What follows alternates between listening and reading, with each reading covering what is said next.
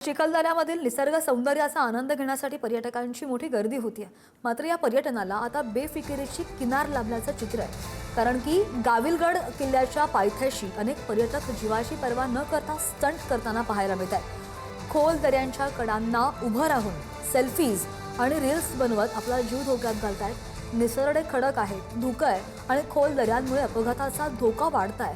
त्यामुळे प्रशासनानं पर्यटकांना खबरदारी घेण्याचं आवाहन केलंय।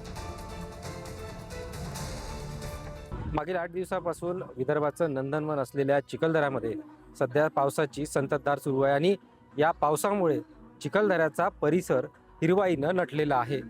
अनेक डोंगरदऱ्यात धुक्याची चादर पसरलेली आहे आणि पर्यटकांची सुरक्षितता महत्त्वाची समजून या चिखलदऱ्यावरती सुट्टीच्या दिवसांमध्ये वाहतुकीमध्ये देखील बदल करण्यात आलेला आहे। ठिकठिकाणी कठडे लावण्यात आलेले आहेत। मात्र ज्या ठिकाणी कठडे लावण्यात आलेले नाहीत अशा ठिकाणी धोकादायक पर्यटक आपल्याला करताना दिसत आहेत।